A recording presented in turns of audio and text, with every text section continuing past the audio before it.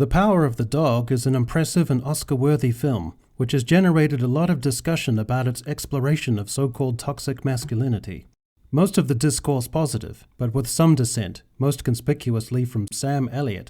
Did you see Power of the Dog? Did you watch that movie? Yeah, you want to talk about that piece of shit?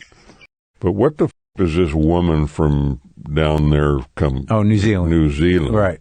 Know about the American West? But almost nothing has been made of the consistent pattern of intensely negative depictions of male antagonists throughout Jane Campion's filmography.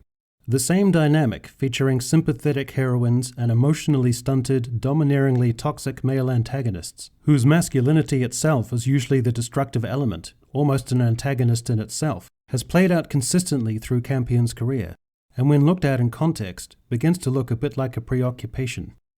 In The Piano, after a long voyage from Scotland, pianist Ada and her young daughter, Flora, are left with their belongings, including a piano, on a New Zealand beach. Ada, who was mute, has been sold into marriage to a local man named Alistair, played by Sam Neill. Here is the setup we see time and again in Campion's filmography. An adaptive and sympathetic young woman who becomes entangled with or is forced to contend with a strange man who is domineering, emotionally stunted, volatile, and has designs on her. The heroine, faced with being subsumed into this toxic man's life, has to resist and take back charge of her identity.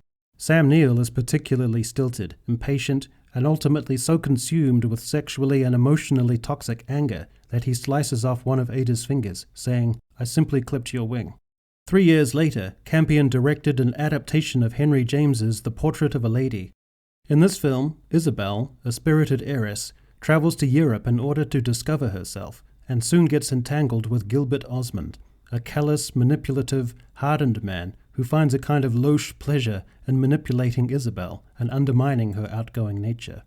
Campion's focus is exactly the same, an adaptive and sympathetic young woman who, through an inciting incident, experiences a sudden shift in life and is forced to contend with a strange man who is domineering, emotionally stunted, volatile, and is set upon orchestrating her fate. The heroine, faced with being subsumed into this toxic man's life, has to resist and take back charge of her identity. John Malkovich's Gilbert Osmond is more intellectual than Sam Neill's Alistair, but his warped masculinity, as Campion portrays it, is narcissistic and devoid of empathy. To him, the young woman is merely a finely carved piece in a game set in motion for his own amusement.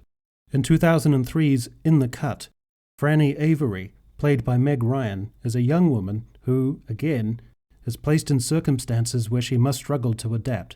She meets Detective Giovanni Malloy during an investigation. As the film unfolds, Mark Ruffalo's Detective Malloy is gradually revealed as manipulative, emotionally hard, increasingly demanding, and eventually hostile. The same preoccupation of Campion's plays out with the exact same contours. Franny becomes entangled with and is forced to contend with a strange man who is domineering, volatile, and has designs on her. The heroine, faced with being subsumed into this dangerous, toxic man's life, has to resist and take back charge of her identity. The Power of the Dog is, therefore, a continuation of an almost systematically negative depiction of major male characters as almost viscerally morbid, negative, destructive, emotionally sapping, and psychologically stunted antagonists. A pattern that, when examined, raises questions about the vehemence of these male archetypes, and the constant reiteration of them in various forms in Campion's work. In The Power of the Dog, Benedict Cumberbatch plays a domineering rancher who responds with mocking cruelty when his brother brings home a new wife and her son. Emotionally and sexually stunted, in a state of psychological malaise, this new iteration of toxic, destructive masculinity, as Campion would have it, torments Kirsten Dunst's Rose.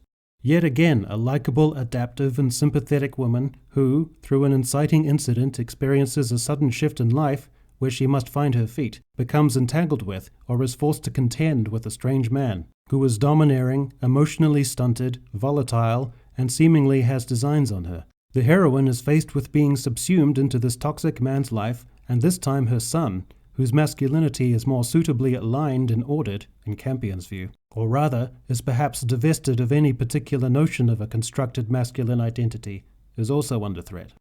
Most of these toxic male antagonists have the same almost monotonously recurring characteristics.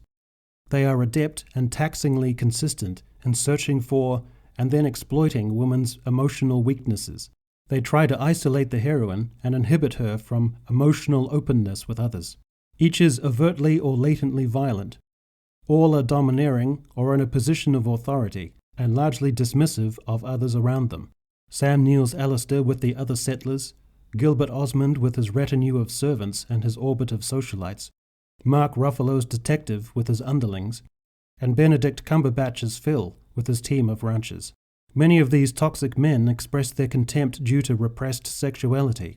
Osmond, cavalier toward women, is commonly read this way, and Phil's overwhelming formative experiences, which he cannot reconcile in the present, make him frequently manic and at times ferocious.